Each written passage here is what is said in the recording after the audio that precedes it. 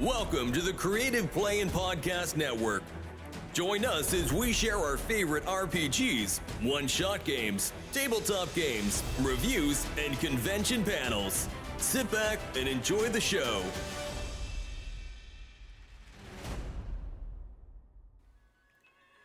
Hi, this is Kelly, aka Trixie from Ragnarok and Roll, a Scion to Ragnarok story, and Tilda Wimblewick from D&D Journey of the 5th Edition.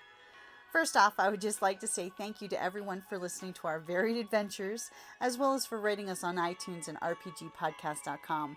If you haven't rated us yet, we would greatly appreciate it if you could.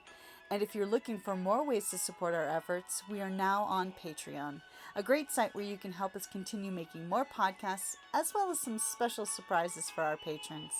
If you can, please look us up at www.patreon.com/cppn. Every little bit helps. And again, thank you for listening. La la la la la la la.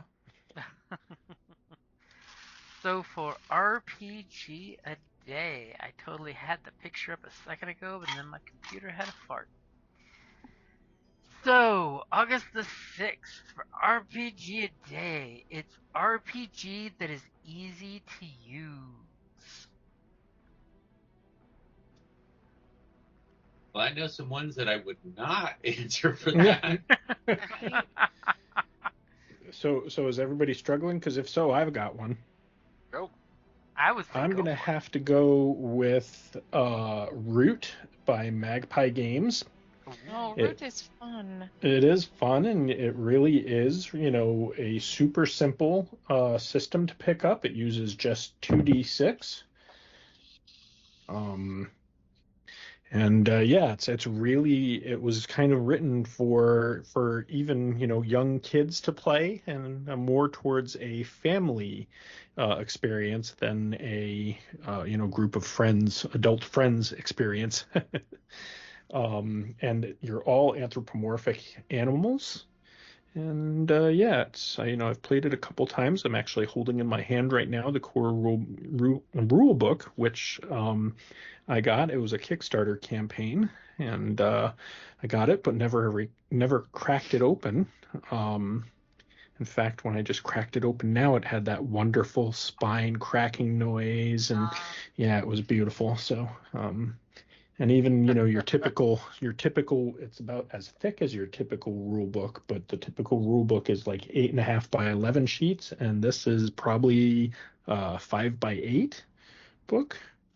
So, yeah, pretty simple one. That's a good pick. And the a fun thing about it is it's also easy to port characters from other game systems into theirs, as long as you're keeping in mind that you are playing an animal. You're not playing a human who is shaped like an animal. You're playing the animal. So you, it's delightful, and I play with kids, and it's delightful. I always think of the Redwall series, by Burning Jacques, when I see Root. It gives you those total, feels. I don't think I know the one that you're talking about, Miss Kel. The Redwall books, I'll have to find it for you. But it's not a role-playing game, right? It's a book series. The book series. Yeah. Oh, okay.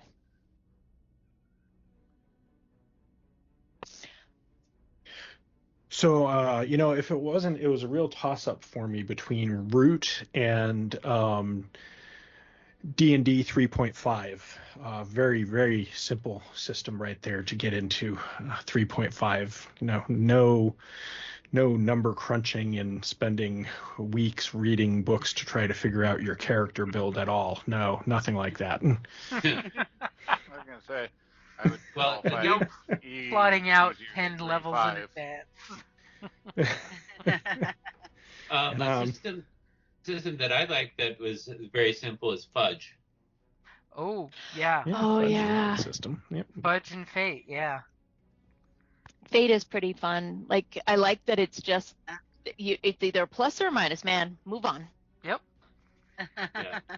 Fudge is great. Fudge can get complicated if the DM wants it to be, but it also, because it's an open source game, so I mean, it's the get used to the mechanic, and they make special fudge dice. It's like, all right, add up your pluses and minuses, and go. And the game that I ran in Fudge, we just did diceless. So it's like, if your skill is better than his, you win. Oh. That's But a also, really when you're dirty like way of trying to doing it, too. define your character, it's like, you just, I'm good at this skill, and you just name a skill, and and define it. It's like, okay, I'm good at this. And it's you don't have to go find a skill in a book and is this the one I want? Nope, I'm good at swimming. We know what swimming means, and so Yeah, it almost, no, I'm yeah, the cipher but yeah, system almost would be like that in that. I mean, for the GM, I think it's probably a little more complicated, but the player side, it's like, I'm a X that does X, and that's like your whole character concept. Which one is this that you're talking about? Cipher system. Oh yeah, Cipher system. You're a blank who blanks. Yes. Yeah. That I believe Old Gods of Appalachia is set in that type of a. Yep. That's the exact system it uses for that one. Yep. I still want to run one of those. Let me tell you, it's really great right up until you have to start like figuring out, like you are a something that does something. Like I think I'm a mountaineer who calls home the beasts, and there's like, and I'm clever. I'm a clever mountaineer who calls home the beasts is my like catch thing. As soon as you start fighting and you're like, okay, I'm gonna spend 3 points, but I have a reduction of 1 point and I can do it twice, so that's gonna be a 5-point reduction, and my number is ×3. You're like, what the fuck am I doing? And it puts all the math on the player. That's the big thing. Is it's all on the player. Like we wrote it down on a little like cheaty sheet piece of paper, and let me tell you, my life is so much better because every Thursday I sit down and I'm like, how many points do I have again? But I mean, my gracious, is it fun? Yeah, the character concept creation is just like super easy. Like I said, the GM has the hard part coming up with like the crazy gadgets intrusions. Yep.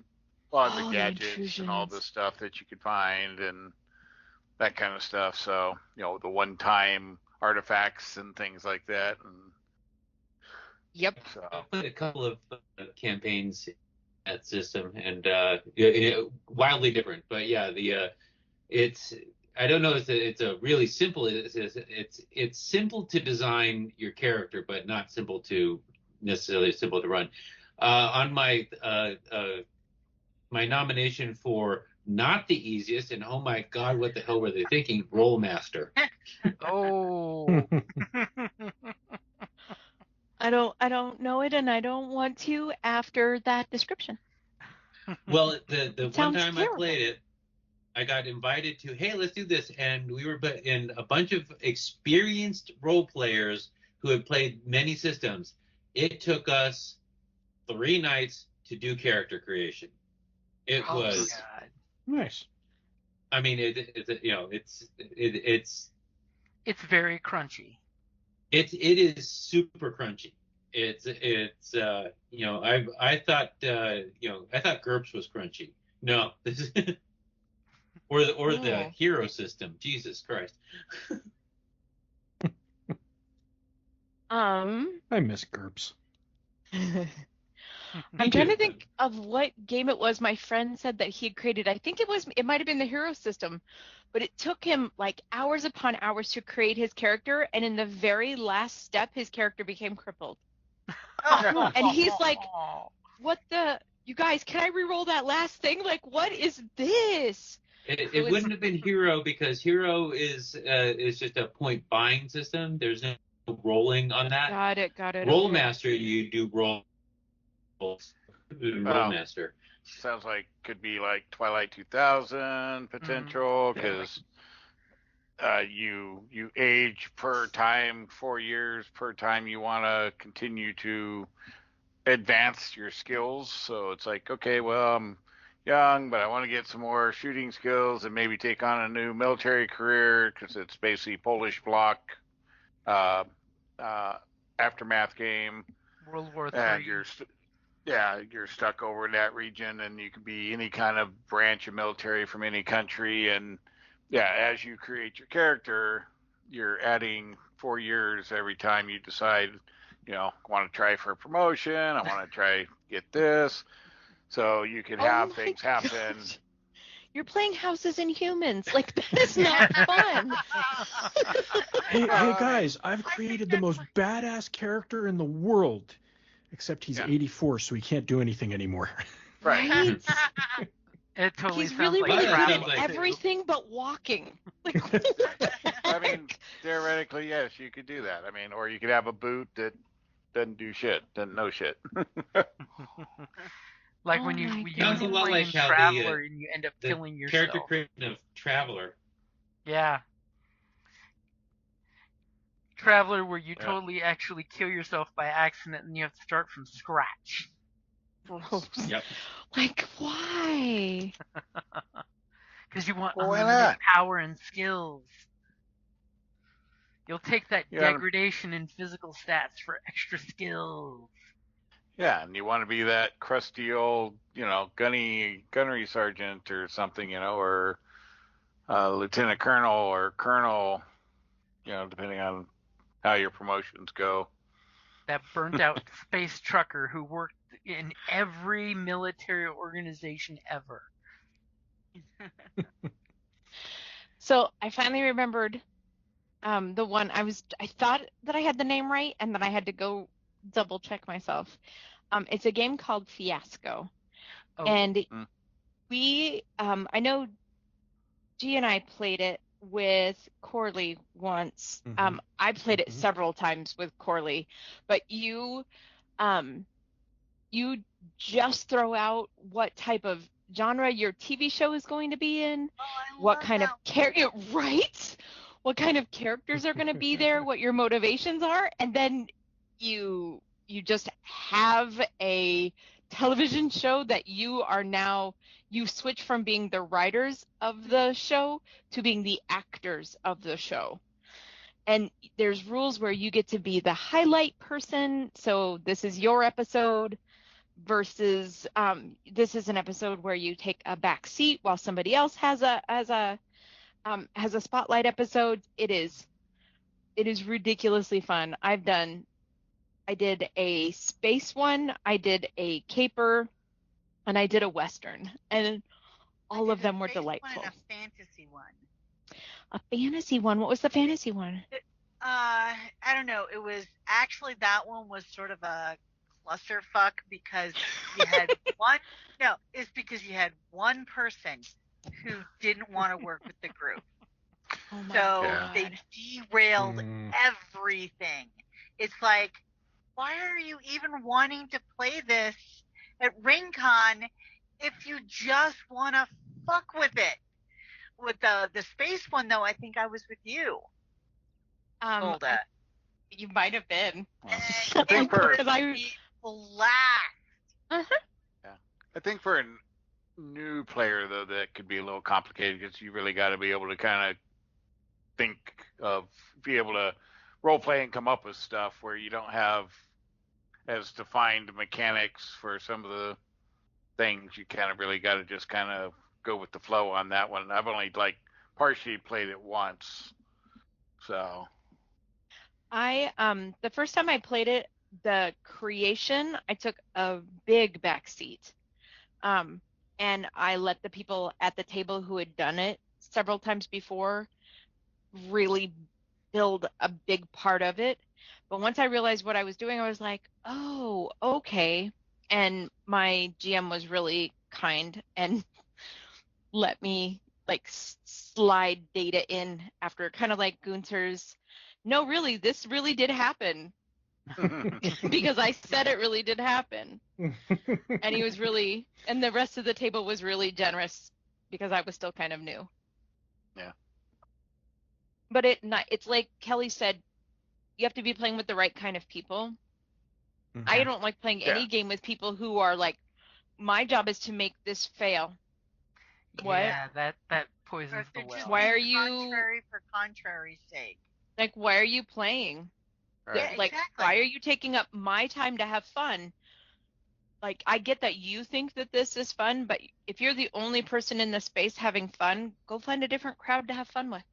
Yep. Yeah. See, I will throw out there the easy RPG to play is Dragonbane by Free League, because it's basically D&D. If you can play any of the D&Ds, you can play Dragonbane, and it's a roll under system. So for all of us D20 throwers out there, you just have to roll the number or lower on your character sheet, and it's a success. It Isn't looks there pretty simple, but I another haven't played system it that yet, does so I that? don't know. There's several. the Modifius has the 2D20 system, which is roll under, but you end up getting like 3 or 4 extra roll D20s, and you got to play the momentum game as a team. So that one's a lot more complicated. But with Dragonbane, it's you can always choose to, if you failed your roll, push the roll. Yeah, and the mechanics really aren't super complicated, and you can make your character, if you want to do the least paperwork, you can make your character in like, I think it's 16 dice rolls and your character's done, including stats. And the nice thing is when you roll your stats, you can pick, when you roll your 4d6, you can pick and drop the lowest roll, pick which stats go in which spots. And then you can roll your character's, background. And as you play, any character can learn any skill eventually. If you can find a teacher, you can learn magic using for any class. You're not restricted, which is cool. Oh, that is interesting. Is it just because the magic's in the world and you just have to access it? And you just need to find someone who will teach you, whether it's the divine, the primal, or the arcane. Okay. Yeah, it was pretty easy to make character. That's as far as I've gotten with the game. Yeah, it's pretty smooth. It's basically based on the European D&D they've been playing for 30 years, since AD&D came out over there. And Kelly still wants to play Dragonbane because she can play a duck. Wait a second. Maybe I did play. Duck. It's a mallard. Yeah, yep. It's a mallard. Yes. No, I played a mallard. You played Darkwing Duck. I did. He was fucking amazing. Are you kidding? I still have an adventure I wrote up called The Ugly Duckling, and one of the characters in the creatures is a swan maiden. Basically, it's an elf, but it's an elf that can turn into a swan. So the whole campaign would be, the player group of mallards must protect the swan maiden because she's the ugly duckling. Nice. Yeah. Well, still waiting for a one-shot of Dragonbane. So, yep. I totally have the free RPG Days adventure, which as a one-shot RPG, it is great because there's a ticking clock in the campaign. Is it a one-shot or a one-shit campaign? Yeah. You did say that. It really depends. You guys, I posted a picture of the duck that I played. In this Facebook was my or guy. in Skype? In Skype, because I want Kelly to be able to see it. Gotcha. Yeah. You guys, that's the mallard. That's the mallard from. He's amazing. And then I saw that, I'm like, oh my god. A duck with a bad attitude. Oh my god. I can't see a party of them because that's part of the trade is bad attitude. With the yes, because they're ducks and ducks have bad attitudes. Ducks. Okay. No, come on, Disney did that decades ago. Yep. They were mighty. My GM's son, for his birthday, they did a campaign in this, and it was called Whoops, All Ducks. It was a party of ducks, but they were all kids. Like, the oldest one was, I think, 11 or 12. And so a whole bunch of kids got together and played A Flock of Ducks. Come It's like just Hilarious. watching DuckTales. on. Do-do-do. Funny. Shoot skis. And on I that did note, play that game. It was fun. On that note, I think it wraps up RPGaDAY for easiest RPG. I mean, if you can hear us go off about ducks, you know you can play this RPG. Time for some Star Wars. Wait a minute, where we left off? I thought somebody was about to get stabbed. Thank you for listening to the Creative Play-In Podcast Network. If you enjoyed our show, please check out D&D Journey of the 5th Edition and Ragnarok Enroll a Scion Hero to Ragnarok Story. Also, check out our Patreon page for more content and behind-the-scenes things, as well as joining us for a one-shot game or two.